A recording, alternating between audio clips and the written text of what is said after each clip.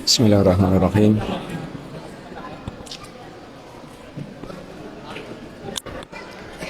Assalamualaikum warahmatullahi wabarakatuh.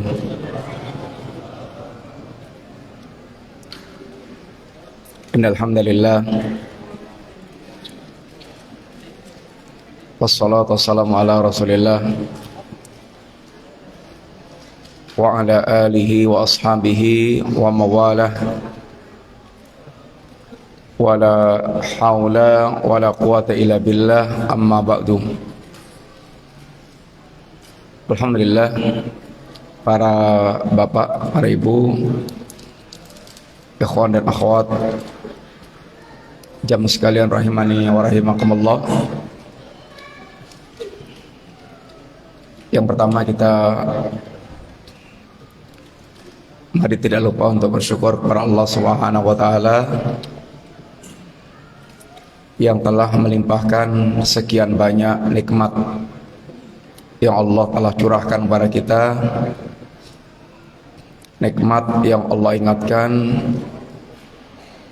wa in ta'uddu nikmatallahi la tuhsuha.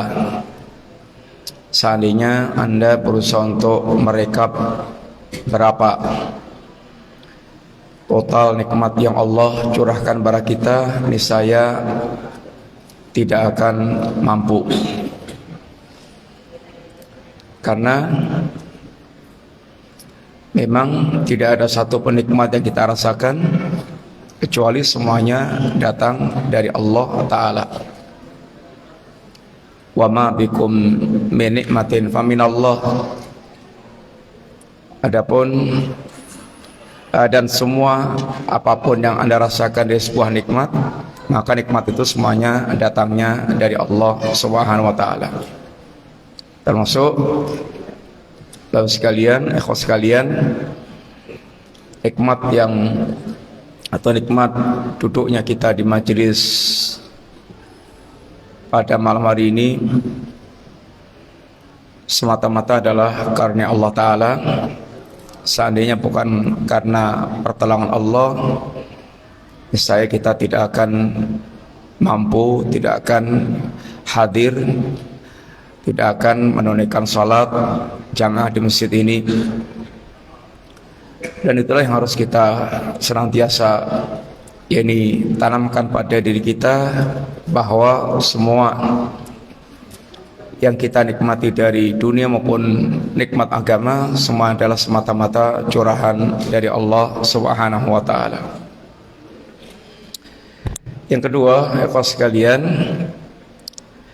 khususnya kepada Ustaz Faqih Hamzah, kita ucapkan jazakallahu khairan yang telah memberikan kesempatan kita untuk silaturahim dengan ikhwah sekalian. Mudah-mudahan silaturahim kita pada malam hari ini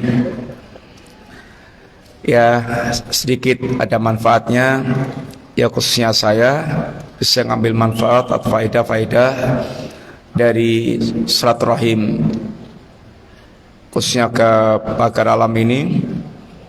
Dan mudah-mudahan juga pertemuan kita juga bermanfaat, khususnya berkaitan dengan hak dan kewajiban kita, tawasau bil haqqi wa tawasau bis sabr. Kalau soal ilmu, insyaallah sudah nggak ada lagi yang dibutuhkan, karena Ustaz Faqih sudah tentu rutin mengajar di sini dan telah banyak yang telah beliau curahkan. Akan tapi insyaallah bagi seorang mukmin tidak mengapa untuk kita mengulang-ulang nasihat. Karena memang diantaranya kata Nabi, at-tinun nasihat, agama adalah nasihat. Dan fadzakir inna dzikra tanfa'ul mu'minin, dan sampaikan peringatan, karena peringatan itu bagaimanapun juga kalau memang hatinya ada iman, itu pasti akan bermanfaat. Karena seorang mukmin sangat membutuhkan peringatan. Orang mukmin sangat membutuhkan, yaitu mau'izah, ya nasihat, ya peringatan. Apalagi di zaman kita sekarang ini, zaman yang banyak membuat kita lupa, tenggelam dalam ghaflah, dalam kelalaian, hal-hal yang memalingkan kita dari tugas pokok kita, menghamba kepada Allah Subhanahu wa taala. Malam hari ini, ikhwas sekalian, mari kita sedikit merenungkan berkaitan dengan ayat yang sudah kita hafal semuanya, yang mudah-mudahan Allah Subhanahu wa taala memberikan faedah dari upaya kita untuk selalu berusaha memahami, mengambil manfaat, mentadabbur. Karena sungguhnya di antara kemanfaatan Al-Qur'anul Karim ketika kita berusaha untuk mentadabbur ini ayat-ayatnya. Dan bahkan Al-Imam Ibnul Qayyim, beliau diantaranya pernah mengatakan, qiraatu ayatin bi tafakkurin wa tafahumin khairun min khatmatil Quran biduni tadabbur. Membaca satu ayat Al-Quran dengan penuh perenungan dan pemahaman itu lebih baik dibandingkan dengan membaca Al-Quran sampai khatam akan tapi biduni tadabbur, tanpa ada tadabbur sama sekali, tanpa ada upaya untuk memahami, merenungkan sampai dia mengambil pelajarannya. Karena memang Al-Quran Allah turunkan dalam rangka untuk lihat dabaru ayatihi, dalam rangka untuk kita tadabbur, yakni ayat-ayatnya. Alasannya kenapa sih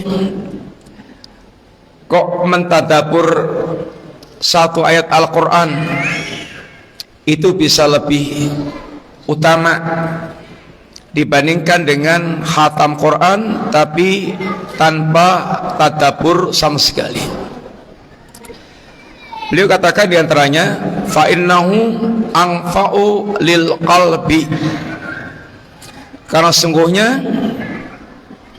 membaca ayat Al-Quran dengan tadabbur itu lebih bermanfaat bagi hati kita.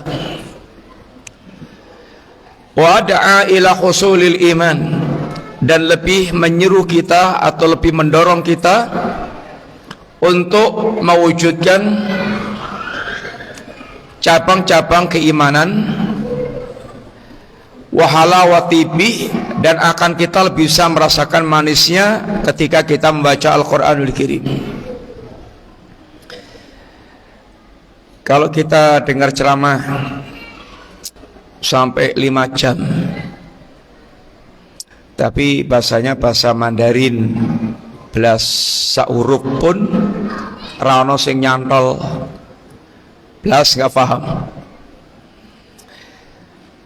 Dengan mendengarkan ceramah 5 menit umpamanya, tapi Masya Allah dari awal sampai akhir itu semuanya kita fahami kalimat-kalimatnya, bahkan betul-betul kita sangat ini terpengaruh atau kita sangat menikmati ceramah walaupun 5 menit tersebut.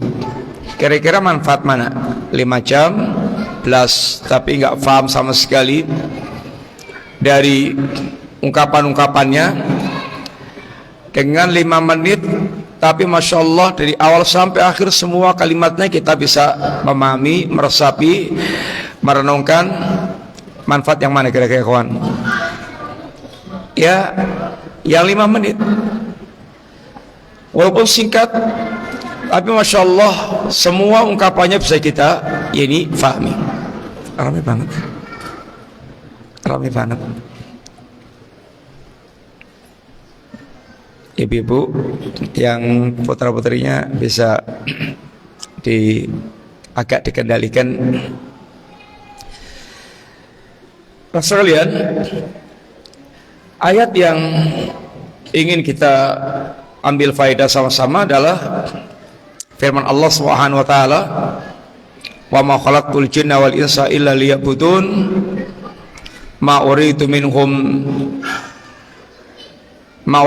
ayyut'imun ma uridu minkum birizqin wa ma uridu ayyut'imun innallaha huwarrazzaqu dzul quwwatil matin." Ayat ini ayat yang sudah kita hafalkan semuanya, dan insyaallah sering sekali kita juga mendengar, tapi kita ingin sedikit yaitu lebih mengambil faedah dari ayat tersebut. Allah Subhanahu wa taala tegaskan kepada kita, wa ma khalaqtul jinna wal insa illa liya'budun ma uridu minhum min rizqin wa ma uridu ayyut'imun. Tidaklah aku ciptakan jin dan manusia kecuali dalam rangka untuk beribadah kepadaku. Aku tidak menghendaki rezeki dari mereka, tidak pula menghendaki makanan. Innallaha huwarrazzaqu dzul quwwatil matin. Sesungguhnya Allah bahkan yang membagi-bagi rezeki lagi memiliki kekuatan yang sangat dahsyat. Ayat ini adalah sungguhnya merupakan jawaban dari pertanyaan yang Allah ajukan. Ada dua pertanyaan penting yang Allah ajukan kepada kita. Yang Allah katakan, afa hasibtum annama khalaqnakum abatha wa annakum ilaina la turja'un. Ayat ini insyaallah ada dalam surat Al-Mu'minun ayat yang ke-115. Allah katakan, afa hasibtum, apakah kalian menyangka annama khalaqnakum abatha,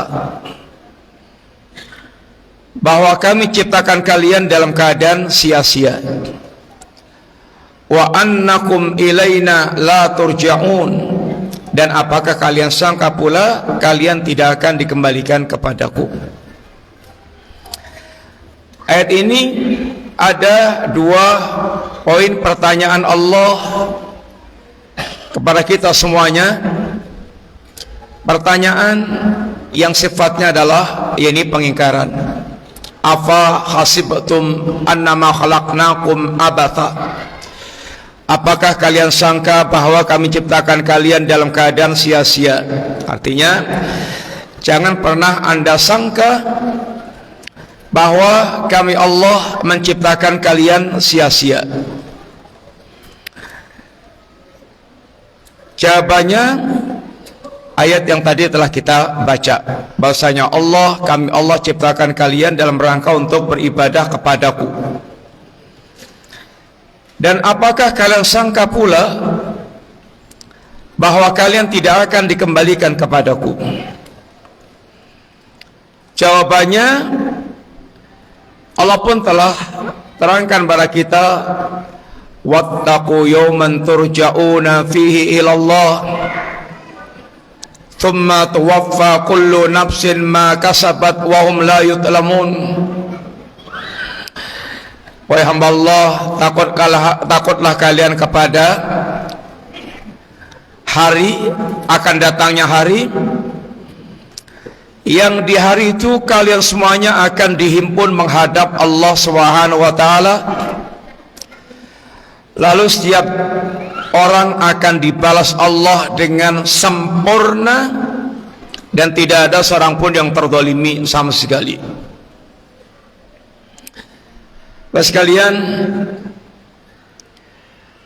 yang ingin lebih perjelas adalah pada pertanyaan Allah, afa hasibtum annama khalaqnakum abatha. Yang Allah telah menegaskan kepada kita bahwa kita diciptakan Allah di alam semesta ini kehadiran kita dalam rangka untuk beribadah, mengabdi kepada Allah Subhanahu wa taala. Apa sih hakikat penghambaan yang perlu kita fahami sehingga kita bisa mewujudkan ubudiyah kita kepada Allah Subhanahu wa taala? Dari ayat ini, Bapak sekalian, ada beberapa poin penting yang perlu kita ingin kembali tegaskan, kita ingatkan.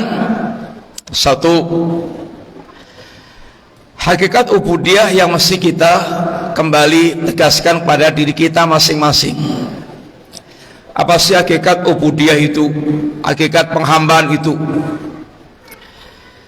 Ruh penghambaan itu kembalinya kepada dua sifat utama yang merupakan ciri khas seorang hamba. Sebagaimana ini makna bahasa ini ibadah adalah at-tadallul wal khudu'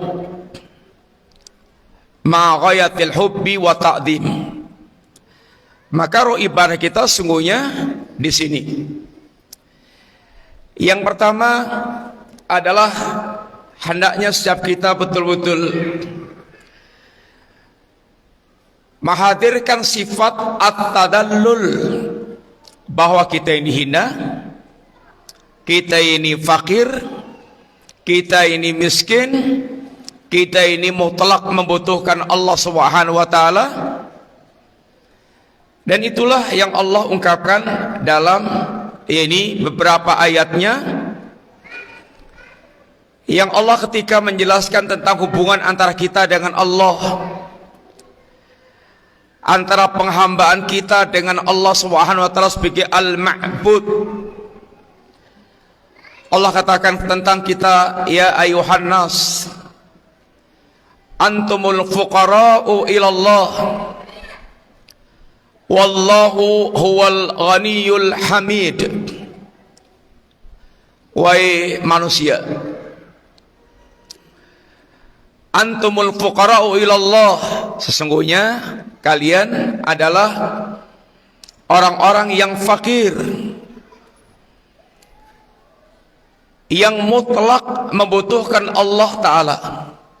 Dalam bahasa ungkapan orang Jawa, ya, kiri. Wahai manusia, kalian adalah orang-orang yang kiri, mutlak membutuhkan Allah Ta'ala. Wallahu huwal ghaniyul hamid. Sedangkan Allah zat yang maha kaya lagi maha terpuji. Ayat ini Allah menjelaskan tentang status kita dan status Allah Subhanahu wa taala. Allah menjelaskan tentang status kita adalah al-fuqara'u ilallah. Ini orang-orang yang sangat mutlak membutuhkan Allah Subhanahu wa taala. Fakir. Dan kita diajarkan oleh Rasul kita yang mulia sallallahu alaihi wasallam untuk senantiasa menghadirkan perasaan itu dalam setiap amaliyah kita, bahwa kita adalah hamba Allah, kita adalah hamba yang fakir, yang total mutlak membutuhkan Allah Subhanahu wa taala. Sehingga jangan sampai ada sedikit pun kesombongan yang masuk di dalam ini hati kita. Rasulullah SAW, beliau diantaranya ketika berdoa kepada Allah Subhanahu wa taala, maka beliau mengawali dengan ungkapan tentang dirinya, bertawasul tentang kerendahan dirinya di hadapan Allah Subhanahu wa taala. Seperti diantaranya umpamanya, Allahumma innaka, ini Allah yang Nabi katakan, Allahumma inni abduka wabnu abdika wabnu ammatik wabnu ammatik. Ya Allah, saya adalah hambamu. Ya Allah, saya adalah hamba, anak hamba laki-lakimu. Ya Allah, aku adalah hamba, aku adalah anak hamba perempuanmu.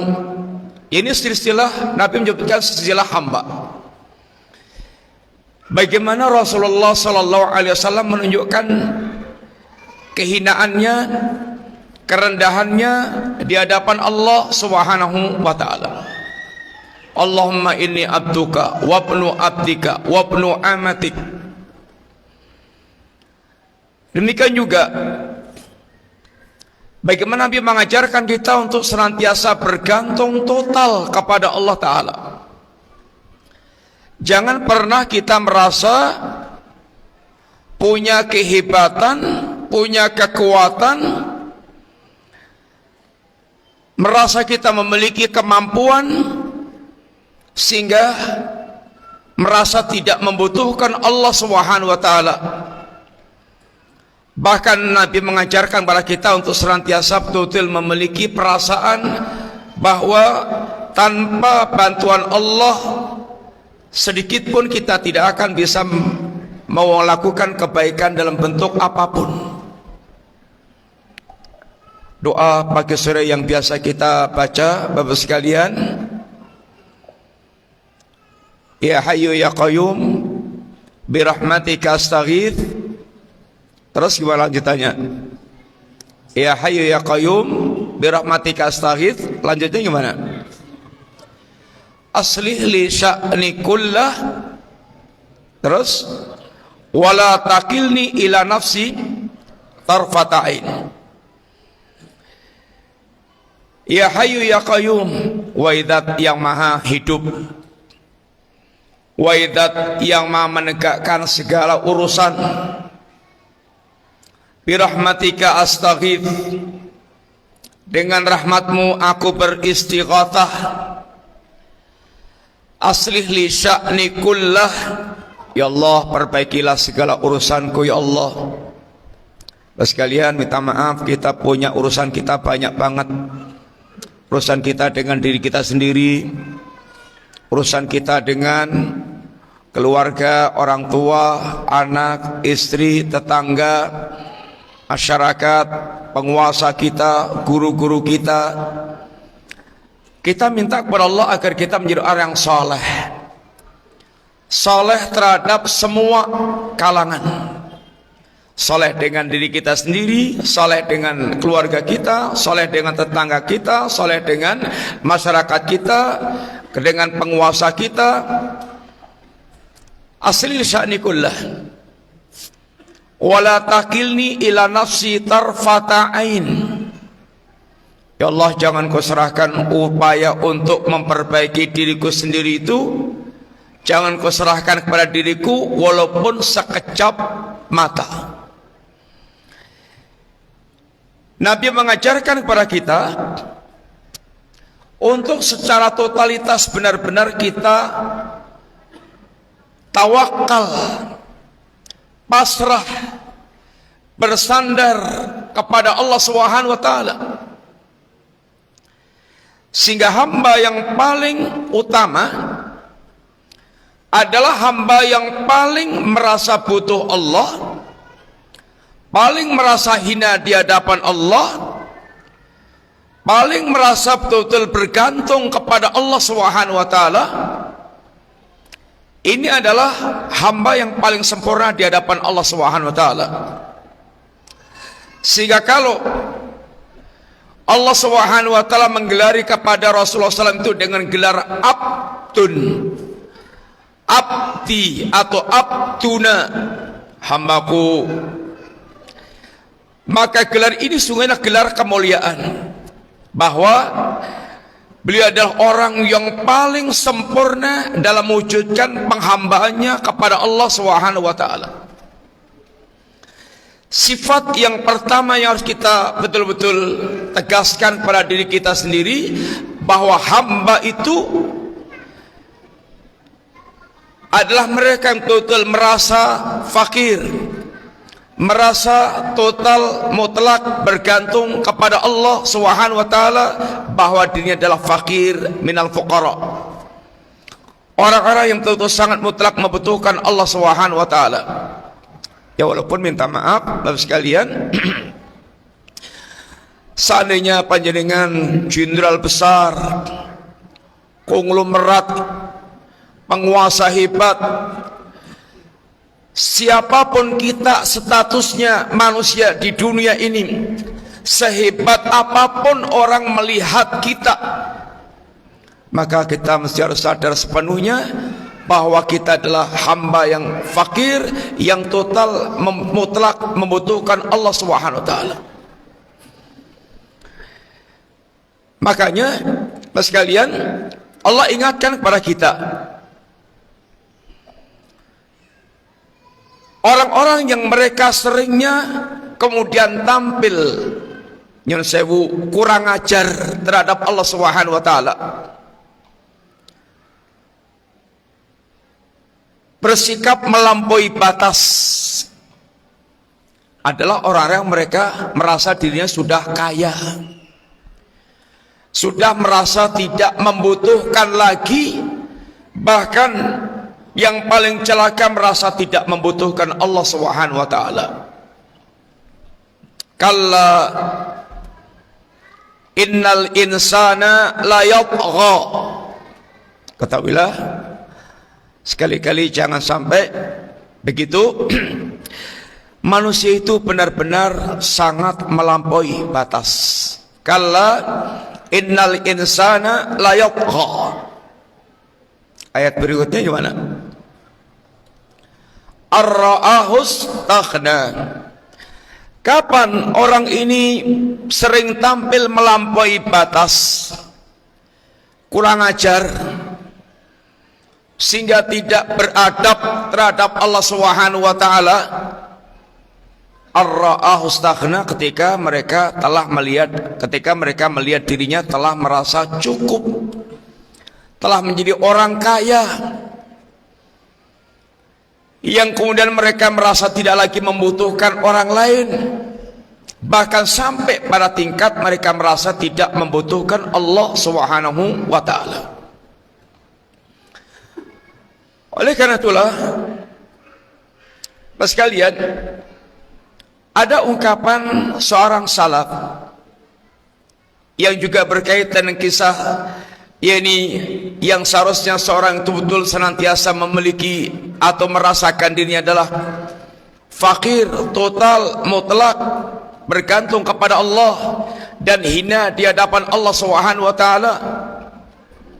Ada seorang yang masuk surga gara-gara maksiat, ada orang masuk neraka gara-gara amal taat. Kira-kira gimana ceritanya? Ada orang masuk surga gara-gara maksiat, ada orang masuk neraka gara-gara amal ketaatan. Kira-kira gimana? Kok bisa wong maksiat kok malah menyebabkan dia masuk surga, taat kok malah menjadikan sebab dia masuk neraka? Kira-kira ceritanya gimana, ikhwan? Monggo silahkan yang pernah dengar.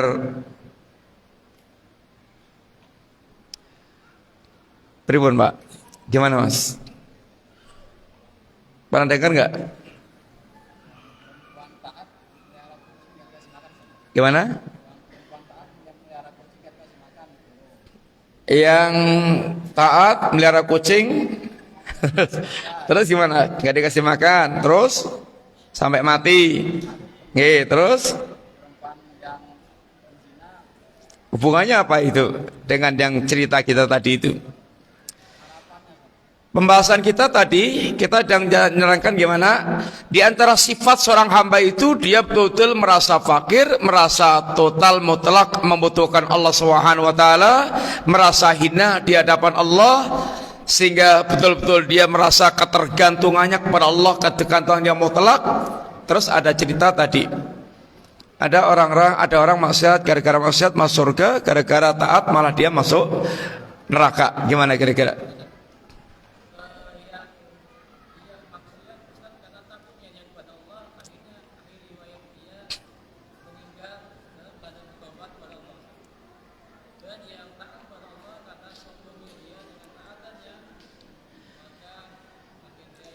orang yang maksiat ini gara-gara maksiatnya kemudian betul-betul dia merasakan hina sehina-hinanya di hadapan Allah Subhanahu wa taala.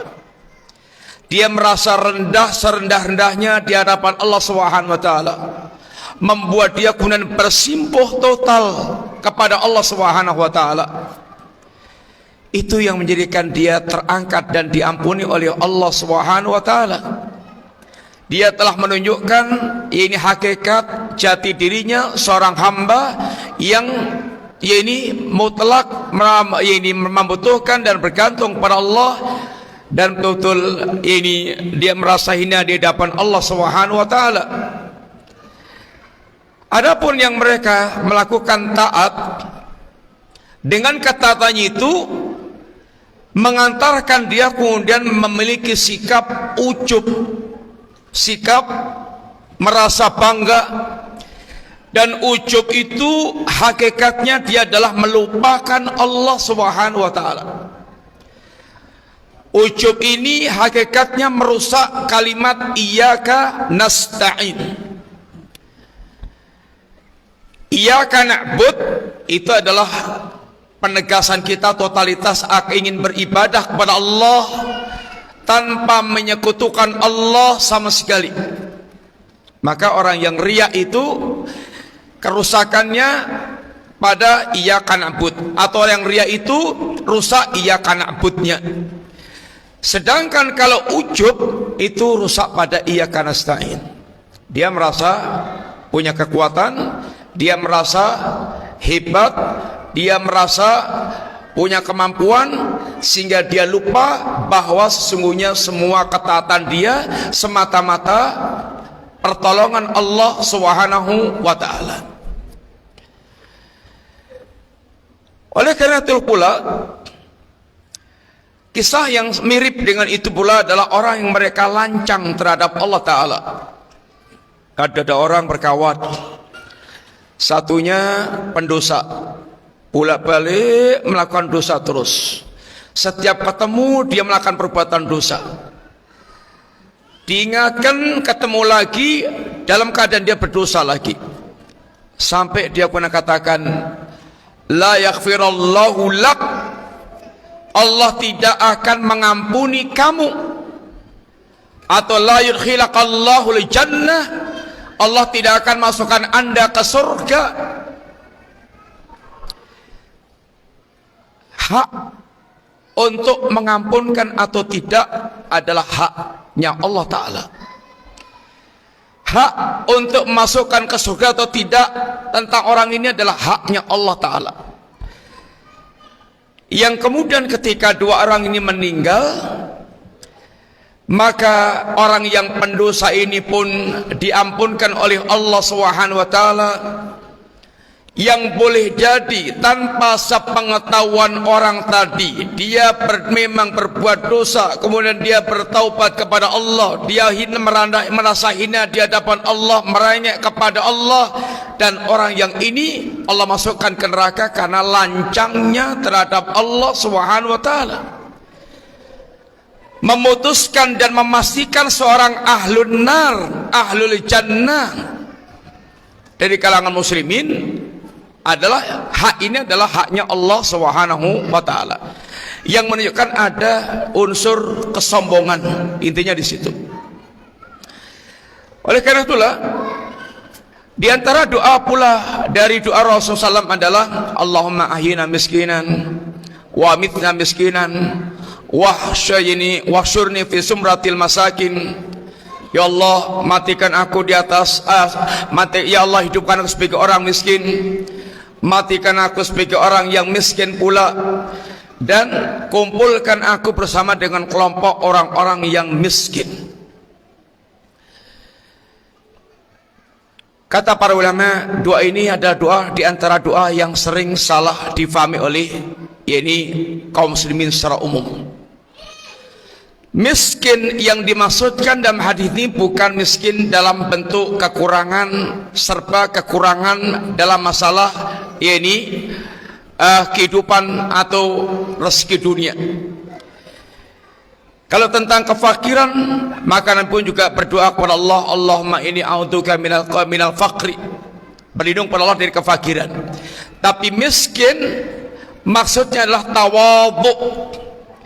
Sebagaimana umumnya orang-orang yang miskin tawadhu, sehingga hidup dalam keadaan tawadhu, meninggal dalam keadaan tawadhu, dan dikumpulkan Allah bersama dengan orang-orang mereka memiliki ketawadhuan.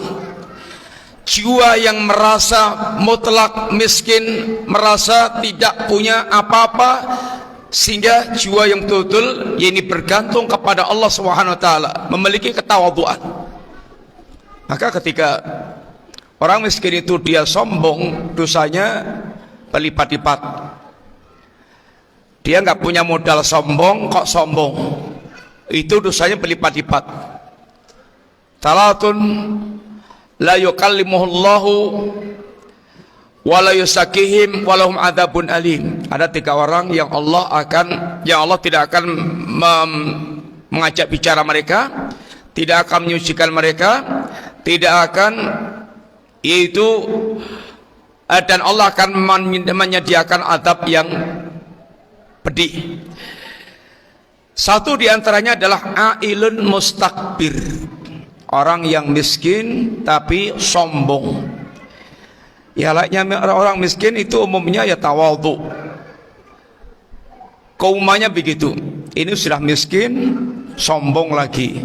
Itu nyepeti moto. Dosanya berlipat. Ya lebih melengeri orang. Sekere, sombong lagi. Kalau orangnya sugih mblegedu kaya itu kan sombong itu orang maklum sugih ji, kaya ji.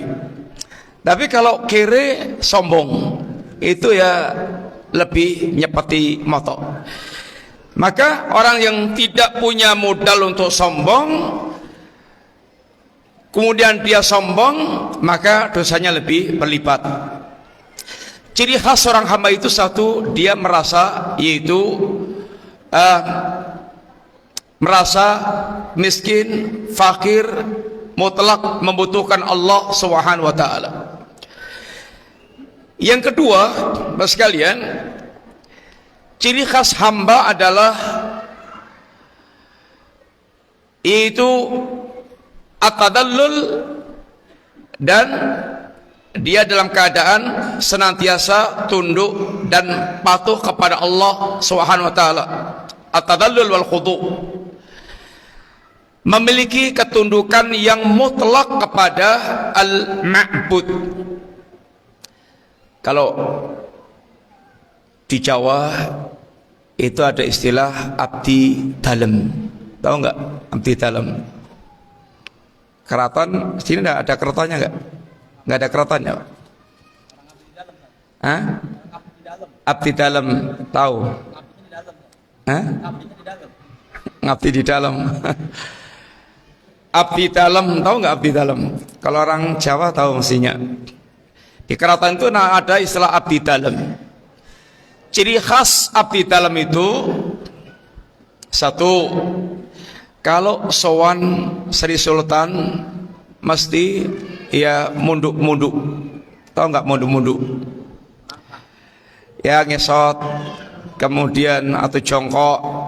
Yang intinya simbol memang ya abdi dalam itu rendah, posisinya itu hina, sehingga kalau sowan ya harus dalam posisi orang yang memang statusnya orang-orang yang ini rendah, hina, mengagungkan sang raja. Ini yang pertama.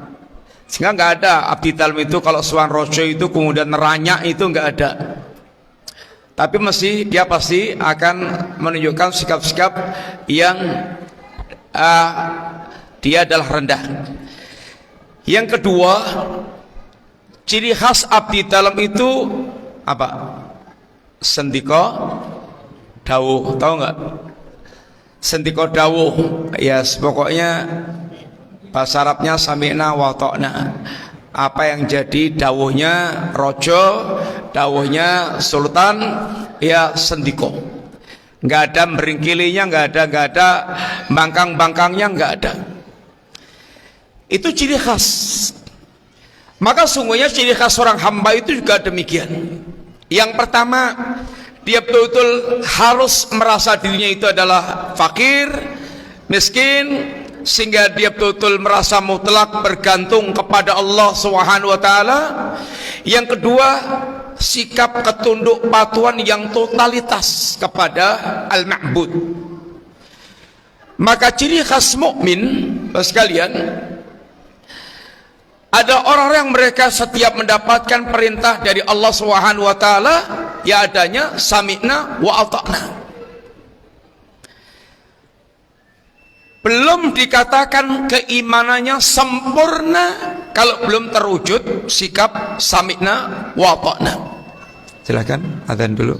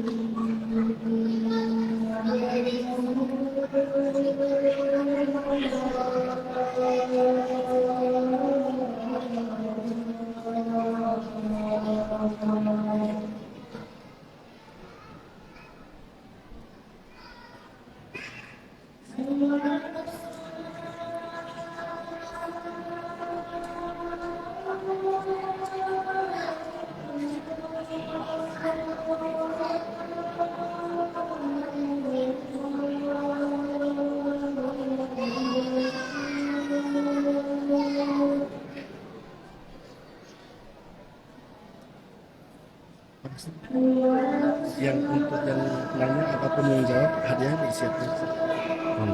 Mana? Ya, hadiah disiapkan. Jadi kalau misalnya ada kode dari Ustaz yang jawab, Taruh sini aja. taruh sini aja. Taruh sini aja.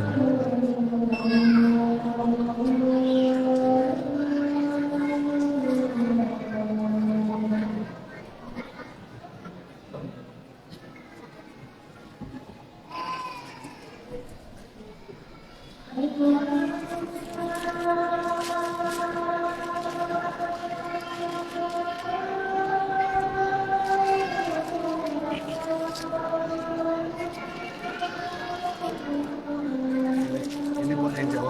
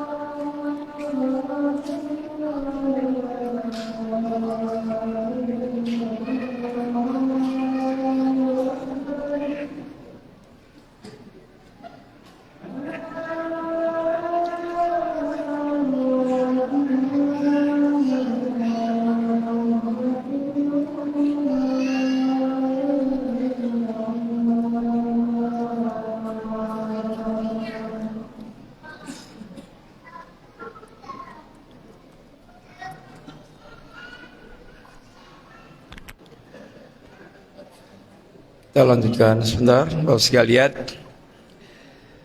Jadi ciri khas seorang hamba yang pertama, dia adalah betul-betul merasa fakir di hadapan Allah Ta'ala. Sebagaimana Allah katakan tadi, ya ayyuhan nas antumul fuqara'u ilallah. Yang kedua, Bapak sekalian, ciri khas seorang hamba itu dia adalah memiliki ketunduk patuhan yang mutlak. Maka seorang mukmin, orang yang telah mengenal Allah, dengan keimanannya dia telah mengimani Allah, siapa itu Allah, telah diajarkan dan dikenalkan tentang siapa itu Allah. Maka ciri khas mereka adalah ketika Allah Subhanahu wa taala menyeru mereka, selalu mereka memiliki ketunduk patuhan. Mereka senantiasa menunjukkan sikap sami'na wa ata'na. Belum seorang dikatakan mukmin yang sejati sampai dia memiliki sikap yakni senantiasa sami'na wa ata'na. Allah diantaranya bahkan bersumpah dengan diri Allah Ta'ala, dirinya, keagungan Allah Ta'ala. Fala wa rabbik la yu'minuna hatta yuhaqqimuka fima syajara bainahum. Demi Rabbmu, demi Allah, sungguhnya mereka belum dikatakan orang-orang yang benar-benar beriman. Kapan seorang itu akan dikatakan mukmin yang sejati? Hatta yuhaqqimuka fima syajara bainahum. Satu, dia ada kesiapan, dia ada kesanggupan untuk benar-benar bertahkim kepada Rasulullah Sallallahu Alaihi Wasallam. Yang penting, yang pertama ada kemauan dulu untuk bertahkim kepada Rasulullah Sallam. Siap, ada selalu siap sikap oke. Ini yang pertama. Yang kedua, dia wala yajidu fi anfusihim harajan mimma qadaita. Kalau sudah mendapatkan keputusan Nabi, tidak ada perasaan haraj, tidak ada perasaan protes dan berat.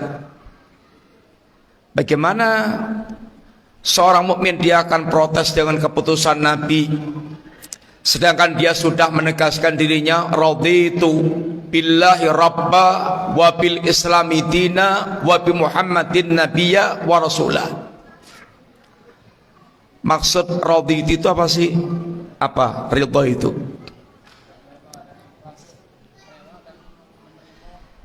Ya ridha itu ya legowo, Mas. Artinya legowo. Hatinya betul-betul rela, dia legowo terhadap Allah sebagai sembahannya, Islam sebagai agamanya, Rasul sebagai panutan yang akan menuntun ke surga. Bagaimana dia mengatakan radhi itu, ternyata dia protes dengan menjadi apa yang menjadi keputusan Nabi SAW. Yang ketiga, wa yusallimu tasliman, kalau sudah mendapatkan keputusan dia betul-betul tunduk patuh. Dia tidak membangkang. Ini ciri khas mukmin.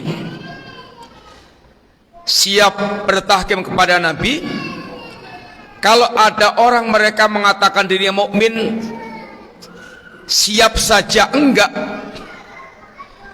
ada kesanggupan untuk bertahkim kepada Nabi.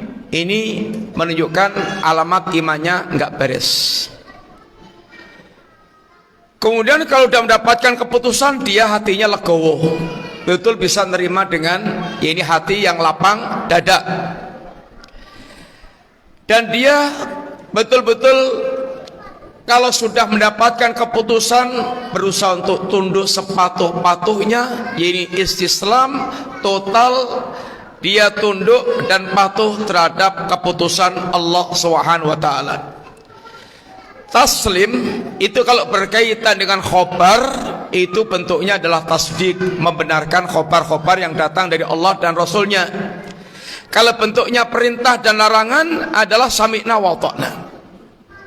Maka enggak pantas kalau dia telah menegaskan dirinya mukmin kemudian dia tidak, atau pilihan-pilihannya belum sejalan dengan pilihan Allah dan Rasulnya sallallahu alaihi wasallam.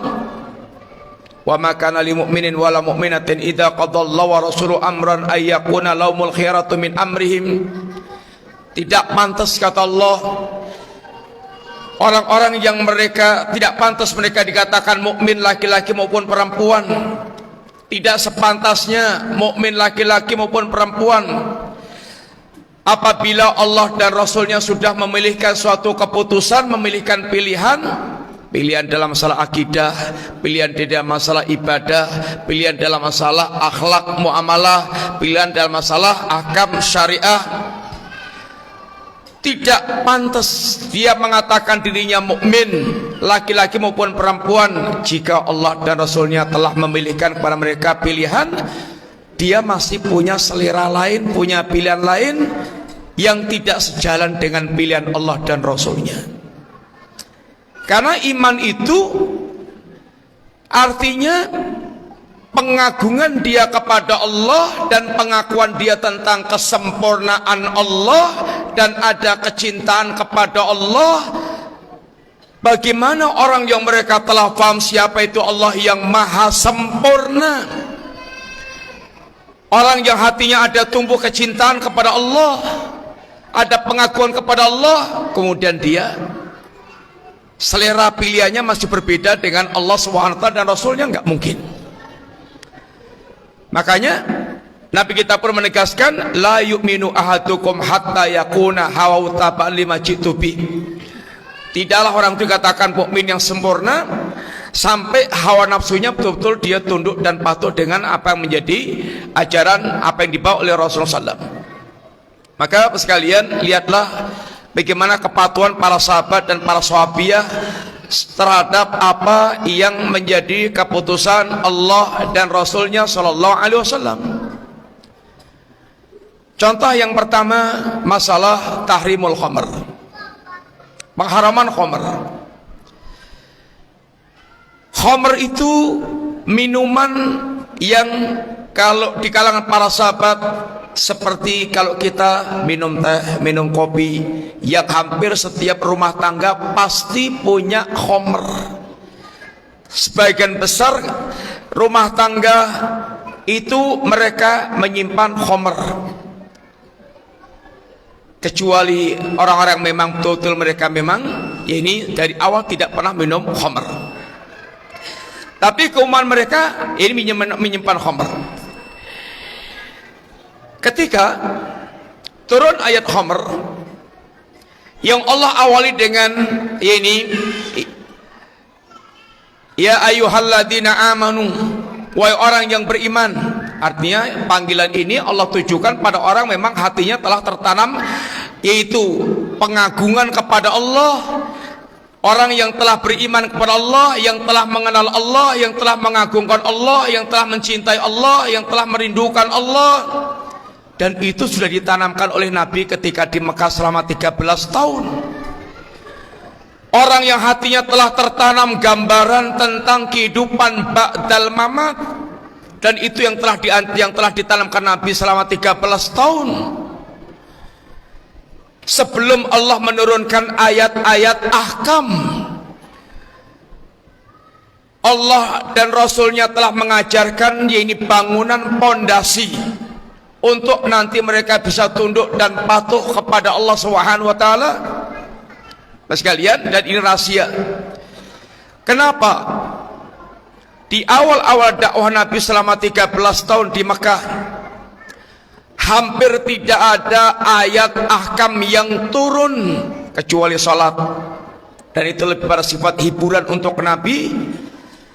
Setelah mendapatkan yaitu keadaan yang sangat menyedihkan Nabi, Allah hibur diantaranya dengan Isra dan Mi'raj. Tapi secara umum semua ayat ahkam turun di Madinah. Karena Penanaman akidah selama di Mekah merupakan pondasi untuk terwujudnya jiwa yang mereka betul-betul akan muncul, jiwa yang sami'na wa ta'na.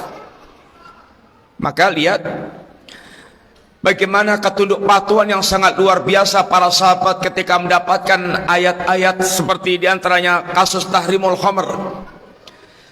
Terhadap khamr itu ibaratnya sudah menjadi minuman yang mereka betul-betul ketagihan, kecanduan, atau menjadi minuman kebanggaan mereka, minuman hiburan mereka.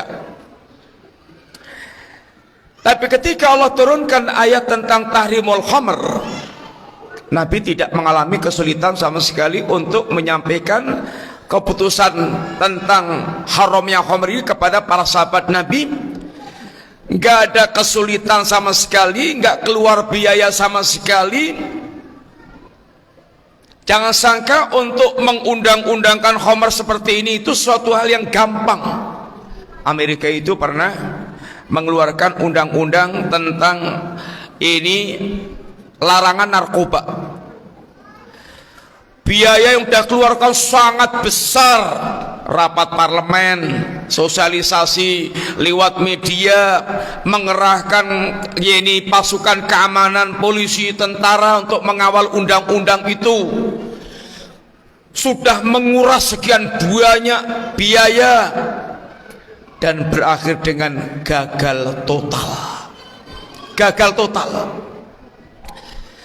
Sedangkan Nabi untuk menyampaikan tentang haramnya khamr itu cukup mengutus satu orang untuk keliling di penduduk Madinah. Dia sampaikan, ala innal khamra qad hurimat, ala innal khamra qad hurimat. Ketahuilah khamr telah diharamkan oleh Allah. Ketika khamr telah diharamkan oleh Allah, maka tidak ada satupun telinga seorang mukmin yang mendengar utusan Nabi menyampaikan tentang haramnya khamr kecuali mereka semuanya dalam keadaan tunduk dan patuh. Intahaina ya Rab, intahaina ya Rab. Ketika Allah katakan fahal antum muntahun, tidakkah kalian berhenti dari itu semuanya? Maka mereka dengan ketunduk patuhan berangkat dari iman yang ada dalam hati mereka, mereka betul kemudian ini tunduk patuh meninggalkan semua yang dilarang oleh Allah. Dan bahkan khamar-khamar yang disimpan di rumah-rumah tangga mereka dia buang semuanya, dia tumpahkan semuanya, sampai digambarkan gang-gang Madinah itu seperti banjir khamar. Ini tentu kepatuhan yang sangat luar biasa. Kepatuhan yang sudah nggak pakai mikir lagi. Tapi itu hanya akan bisa tumbuh dari orang mereka hatinya telah terbangun keimanan, mengenal siapa itu Allah, dan yaitu tertanam keimanan apa itu apa ini hakikat kehidupan dalam amat yang akan mereka ini masuki. Para sahabat sekalian, para sahabat wanita, ketika turun ayat hijab, maka begitu mereka mendengar ayat ini dibacakan oleh laki-laki mereka, suaminya atau keluarga laki-laki mereka, tanpa mikir panjang mereka mengambil kain seadanya yang ada di rumah mereka untuk kemudian dipakai hijab seperti yang diinginkan oleh Allah Subhanahu wa taala. Itu hakikat seorang hamba adalah betul memiliki ketunduk patuhan yang totalitas terhadap Allah Al-Ma'bud. Ini yang pertama. Yang kedua, Bapak sekalian, dari kalimat wa ma khalaqtul jinna wal insa illa liya'budun, ada catatan menarik dari seorang sahabat Ibnu Abbas radhiyallahu anhu. Kalimat liya'buduni ay liyuwahhiduni, kalimat agar mereka beribadah kepadaku, maksudnya adalah agar mereka mentauhidkanku. Catatan kaki sahabat Ibnu Abbas ini sekalian sangat penting, dan tentu tidaklah beliau memberikan penegasan itu kecuali pasti ada arti pentingnya. Kenapa sih ini kalimat liya'buduni? Tidaklah aku ciptakan jin dan manusia kecuali agar beribadah kepadaku, ditegaskan beliau dengan liyuwahiduni. Kira-kira apa arti pentingnya? Silahkan yang mau jawab. Yang lain? Kawan? Apa kira-kira arti pentingnya catatan kaki beliau liya'buduni dengan liyuwahiduni? Silahkan yang jawab. Salah enggak apa-apa. Salah dapat hadiah juga. Silahkan. Apa kira-kira?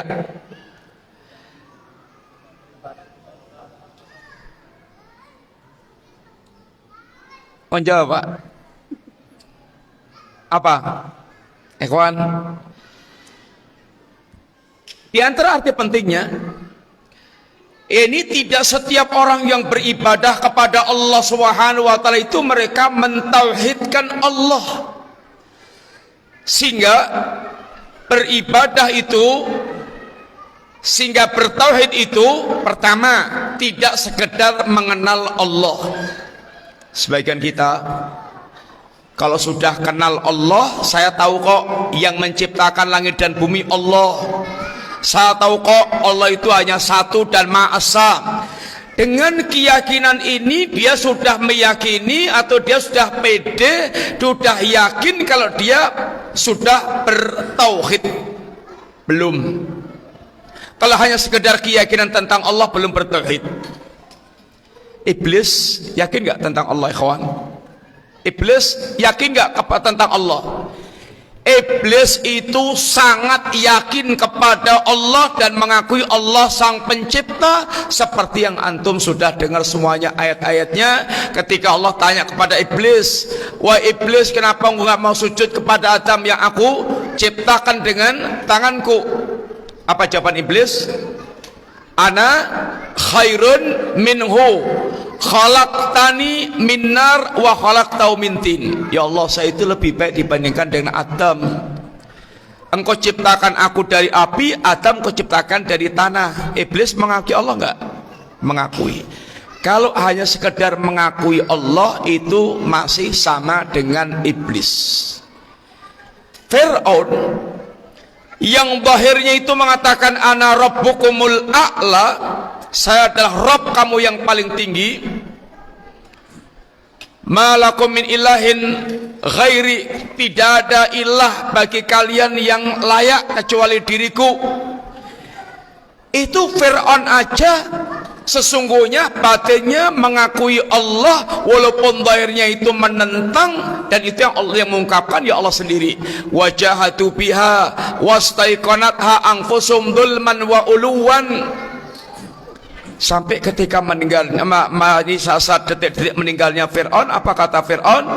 Amantu annahu la ilaha illalladzi amanat bi banu Israil wa ana minal muslimin. Saya beriman bahwa tidak ada sembahan yang sebenarnya kecuali yang diimani Bani Israel, dan aku termasuk orang-orang Islam. Fir'aun intinya mengakui tentang Allah. Abu Jahal, Abu Lahab mengakui tentang Allah Ta'ala. Dan Allah ceritakan dalam banyak ayat kalau mereka ditanya tentang siapa yang menciptakan langit dan bumi, jawabannya mereka pasti Allah dan yang lain-lainnya. Satu, belum dikatakan bertauhid sekedar pengakuan mereka tentang Allah. Yang kedua, bahkan belum dikatakan bertauhid sekedar sudah beribadah kepada Allah. Sekalian minta maaf, jangan pernah kita punya gambaran Abu Jahal dan kawan-kawan itu kondisinya minta maaf kayak PKI di negeri kita yang tidak kenal Allah apalagi beribadah kepada Allah.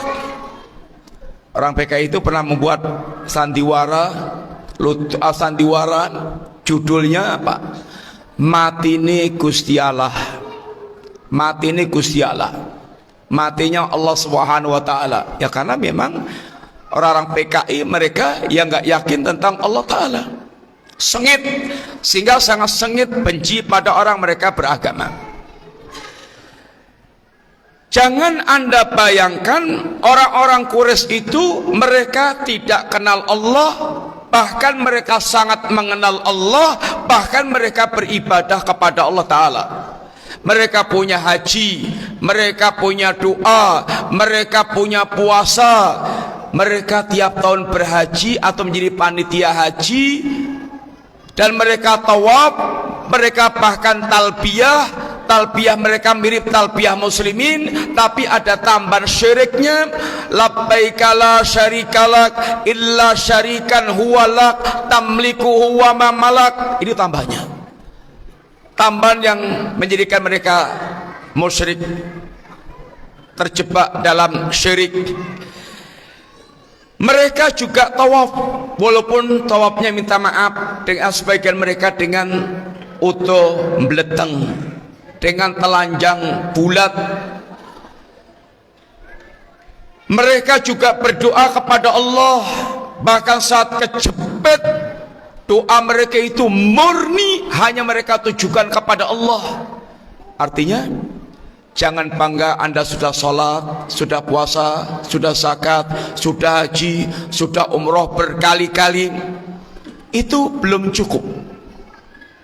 Sampai kemudian kita secara totalitas mempersembahkan ibadah kita hanya kepada Allah dan membersihkan total dari kesyirikan, menyekutukan Allah, itu baru namanya dia bertauhid. Dan la ilaha illallah itulah, yaitu yang dikatakan dengan kalimat tauhid, karena kalimat ini memang memberikan makna, menjadikan Allah esa, satu-satunya yang berhak untuk disembah. Tidak ada yang berhak disembah kecuali Allah Subhanahu wa ta'ala. Kemudian catatan yang ketiga sekalian tentang ini wa ma khalaqtul jinna wal insa illa liya'budun. Boleh jadi ketika kita beribadah kepada Allah, atau ketika Allah memerintahkan kita beribadah kepada Allah, terlintas dalam pertanyaan kita, apa memangnya Allah butuh kita sih? Kalau Allah perintahkan kita beribadah kepada Allah Subhanahu wa ta'ala, jawabannya kira-kira apa? Ya tentu sama sekali tidak butuh. Makanya di ayat yang tadi awal kita baca, Allah Subhanahu wa ta'ala menegaskan hamba ini adalah fakir, total mutlak membutuhkan Allah, dan Allah al-ghaniyyu, Allah zat yang makaya, wa wal ghaniyul hamid, yang Allah kekayaan Allah itu dengan dua makna, di antaranya satu, Allah tidak membutuhkan apapun dari kita sampai toh ketaatan-ketaatan yang kita lakukan kepada Allah Subhanahu wa ta'ala. Sehingga Allah Subhanahu wa ta'ala menegaskan dalam hadis qudsi, yang hadis ini bagaimana Allah menjelaskan, menunjukkan tentang kefakiran hamba kepada Allah dan ketidakbutuhan kita, ketidakbutuhan Allah kepada kita. Hadis ini kita jadikan sebagai penutup dari pembicaraan kita pada malam hari ini. Hadis qudsi yang Allah mengungkapkan dengan ungkapan ya ibadi, wahai hambaku, ya ibadi inni haramtu dzulman ala nafsi wa ja'altuhu muharraman bainakum fala tadzalamu. Wahai hambaku, sesungguhnya aku mengharamkan kezaliman atas diriku, dan aku jadikan zalim itu haram terhadap kalian, di antara kalian, maka janganlah kalian saling menzalimi satu dengan yang lainnya. Ya ibadi kullukum dhallun illa man hadaituhu fastahduni ahdikum. Wahai hambaku, semua kalian itu asalnya sesat, yakni artinya tidak tahu, tidak berilmu. Kita asalnya lahir dalam keadaan bodoh, la ta'lamuna syai'an, kecuali orang aku beri petunjuk, maka mintalah petunjuk kepadaku. Kita membutuhkan kepada Allah petunjuk dalam bentuk ilmu, petunjuk dalam bentuk amal, sehingga kita menjadi orang yang berilmu dan bisa beramal. Ya ibadi kullukum ja'i illa man at'amtuhu fastat'imuni at'imkum. Wahai hambaku, semua kalian asalnya adalah lapar, tidak punya rezeki apapun kecuali yang aku berikan makan, maka mintalah kepadaku makan, akan aku berikan kepada engkau makan. Kita semuanya lahir ini nggak bawa apa-apa, nggak punya jabatan, nggak punya kedudukan, nggak membawa harta, nggak bawa apa-apa, lahir meleteng, lahir kita hanya ya badan lahir dari rahim ibu kita. Lalu Allah berikan pada masing orang sesuai dengan apa pemberian Allah Ta'ala. Ya ibadi kullukum arin illa man kasautuhu fastaksuni aksukum. Wahai hambaku, anda semua asalnya adalah telanjang, kecuali yang aku berikan pakaian, maka mintalah kepadaku pakaian, akan aku berikan kepada anda yin pakaian. Ya ibadi, yang kita ambil ini, ya ibadi, lau anna awalakum wa akhirakum wa insakum wa jinakum ala atqa qalbi rajulin wahidin minkum ma zada bidzalika mulki syai'an.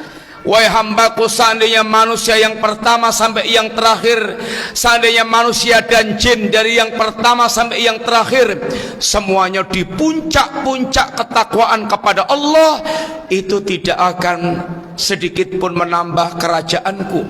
Seandainya manusia dan jin semuanya kayak Rasulullah SAW, manusia yang paling bertakwa, maka itu tidak sedikit pun menambah kerajaan Allah. Ya ibadi, law anna awalakum wa akhirakum wa insakum wa jinakum ala afjari qalbi rajulin wahidin minkum ma naqasa bidzalika mulki syai'an. Demikian pula manusia, seandainya anda dan manusia dan jin dari awal sampai akhir mereka di puncak-puncak kekafiran, itu tidak akan mengurangi sedikit pun kerajaan Allah Ta'ala. Allah zat yang maha kaya, yang tidak membutuhkan apapun dari kita.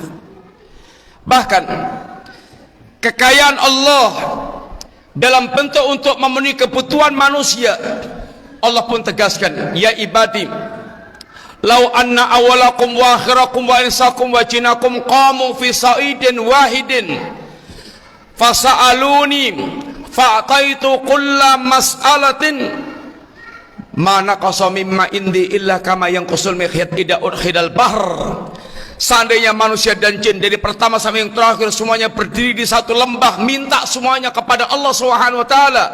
Setiap yang minta, setiap permintaannya dipenuhi oleh Allah, itu tidak akan mengurangi sedikit pun kekayaanku, kecuali kayak berkurangnya air ketika dicelupkan ke jarum, dilupkan ke lautan, lalu diangkat. Lihatlah air yang menempel di jarum tersebut, itulah ibarat berkurangnya kekayaan Allah Subhanahu wa taala.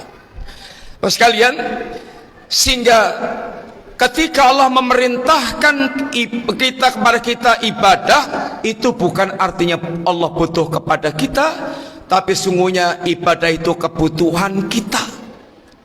Kenapa sih kok kebutuhan kita?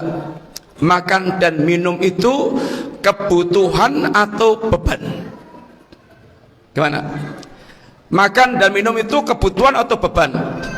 Hah? Gimana Pak? Kebutuhan atau beban? Kalau sekarang jam 1 malam antum bangun, wetengnya itu lapar pol sampai ngelilit. Terus di rumah nggak ada wedang raono, super miwe ya raono, pokoknya belas nggak ada makanan apa-apa. Ada jarak 1 kilo angkringan yang masih buka, bisa untuk memenuhi perut. Kira-kira keluar ke sana nggak? Ya mesti, karena itu kebutuhan. Dia tidak akan merasa yaitu nyaman kecuali kalau dia makan. Sesungguhnya ibadah kita adalah kebutuhan. Bapak sekalian, hati kita ini tidak akan pernah bisa betul-betul menjadi tenang dan lapang. Tidak akan jiwa kita menjadi bahagia yang hakiki, kecuali kalau kita betul-betul menghamba kepada Allah, beribadah kepada Allah. Tanpa kita mewujudkan penghambaan kepada Allah, maka walaupun Anda berlimpah ruah dengan harta, memiliki jabatan yang tinggi, memiliki dunia yang bermewah-mewah itu tidak akan memberikan jaminan kebahagiaan bagi seorang, karena hati diciptakan itu untuk mengagungkan atau untuk beribadah kepada Allah. Ketika hamba tidak beribadah kepada Allah, dia tidak akan pernah mendapatkan hakikat kebahagiaan yang dia cari-cari. Buktinya sangat dan sangat banyak. Dan manusia itu kalau dia tidak menghamba kepada Allah, itu bukan artinya dia tidak menghamba kepada siapa-siapa. Kata Ibnu Qayyim, harabu min riqil ladzi khuliqullah fabulu fi riqi nafsi wa syaitan. Kama qala. Manusia itu ketika mereka lari dari menghamba kepada Allah, pasti dia akan masuk dalam jebakan menghamba kepada hawa nafsu dan syaitan. Dan tidak akan pernah ada ceritanya orang mereka menjadi budak-budaknya nafsu, budak-budaknya setan, walaupun dia dipuaskan dengan segala keinginannya, terpenuhi semuanya, lalu dia bahagia. Enggak ada. Tidak ada pemuas nafsu itu bahagia, enggak ada. Enggak ada budak setan bahagia, enggak ada. Yang bisa berbahagia dengan hakiki adalah yaitu hamba-hamba Allah yang mereka mentauhidkan Allah, mereka beribadah kepada Allah karena hati mereka total bergantung kepada Allah. Yang dikatakan orang bahagia adalah orang yang mereka itmi'nanul qalbi wa insyirah sadri, orang yang dalam segala suasana hatinya bisa tenang, jiwanya bisa lapang, itu pemilik kebahagiaan. Dan ini enggak akan didapatkan kecuali dengan menghamba kepada Allah Subhanahu wa taala. Pembicara ini sangat panjang lebar dan minta maaf, kita sekian dulu sekalian. Untuk menghabiskan hadiah, kita mau tanya-tanya. Pertanyaan pertama yang gampang-gampang aja. Tadi ada dua ciri khas seorang hamba, apa itu? Ya, at-tadallul wal khudu', merasa hina, rendah, dan ada kepatuhan yang total kepada Allah Subhanahu wa taala. Yang kedua, tadi ada ayat yang kita bacakan, kalla innal insana layatgha. Apa artinya? Kalla innal insana layatgha, apa artinya?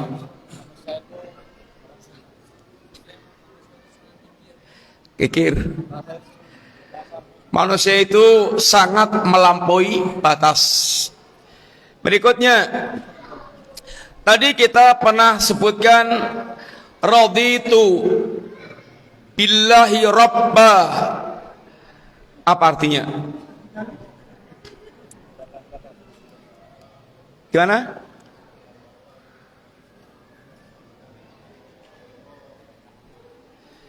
Raditu billahi rabba, aku ridha Allah menjadi Rabb sesembahanku.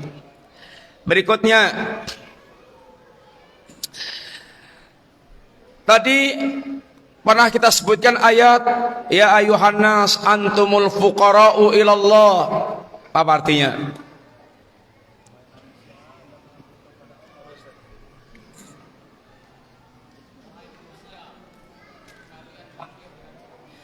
Ya wahai manusia, kalian semuanya adalah orang yang fakir kepada Allah Subhanahu wa taala.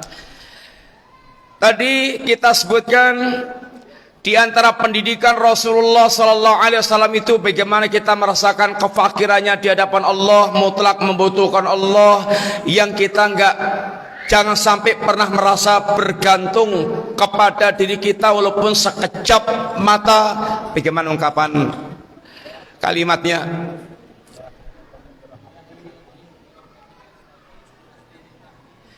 Ya aslil sya'ni kullah wala takilni ila nafsi tarfata'in. Berikutnya, ini gede banget apa ya? Baju. Ini ukurannya apa ini? Nanti kalau ukurannya kecil, ukurannya XL. Yang jawabnya harusnya orang yang gede. Di antara pertanyaannya tadi kita sebutkan di antaranya, bagaimanapun Anda berusaha untuk menghitung, mengkalkulasi nikmat Allah, pasti nggak bisa. Ayatnya gimana? Antum mau jawab? Gimana ayatnya? Ya, antum mau jawab? Wa in ta'udtu nikmatallahi la tusuha. Enggak apa-apa, XL.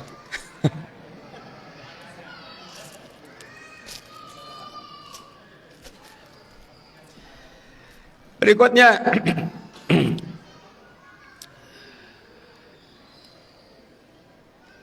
Allah tadi kita sebutkan manusia itu sering sekali kurang ajar kepada Allah Subhanahu wa taala.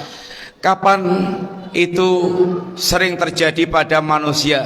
Kapan manusia sering tampil melampaui batas, kurang ajar, tidak beradab kepada Allah taala? Apa maksudnya? Ya, ar-astaghna, ketika dia memandang dirinya sudah kaya, hebat, sudah nggak merasa butuh-butuh lagi. Makanya terkadang ini Nabi ingatkan, terkadang orang itu Allah jadikan imannya tetap baik ketika dia dalam keadaan miskin. La yasluhu imanu illa ini faqr. Tidaklah orang itu baik imannya kecuali dalam keadaan fakir. Wa idza akhnaituhu lakafar. Kalau aku jadikan kaya, dia bisa menjadi kafir. Maka yang penting melihat diri kita tetap taat, mau kaya, mau fakir. Yang penting bagaimana dalam keadaan kita selalu istiqamah di atas agama Allah taala. Jilbab itu gimana? Atau ini peci ya? Ini apa ya? Anda udah punya istri? Udah?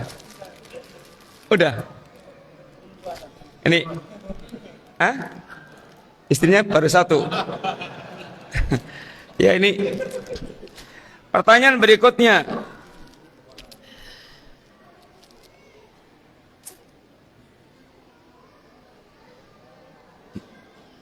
Allah Subhanahu wa taala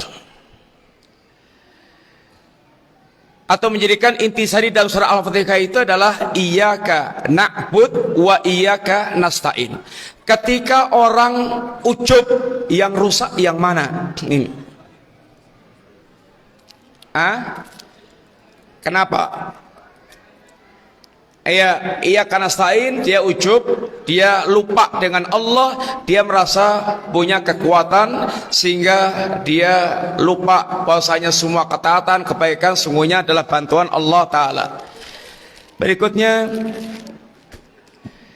yang terakhir, ikhwan, di antara doa Rasulullah sallallahu alaihi wasallam, Allahumma ahyini miskinan wa amitni miskinan wa zuhra wakhsurni fi sumratil masakin. Apa artinya?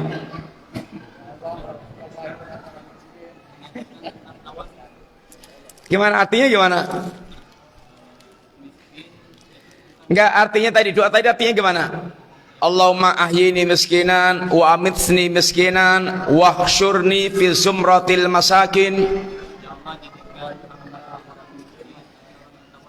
Ya Allah, jadikan aku, ya Allah hidupkan aku sebagai orang yang miskin, matikan aku sebagai orang miskin, dan kumpulkan aku bersama dengan orang miskin. Miskin dengan makna yaitu tawadhu. Demikian Bapak sekalian, minta maaf atas segala kekurangannya. Terima kasih banyak. Mudah-mudahan Allah senantiasa membimbing kita menjadi hamba-hamba Allah yang selalu menyadari tentang kefakiran kita.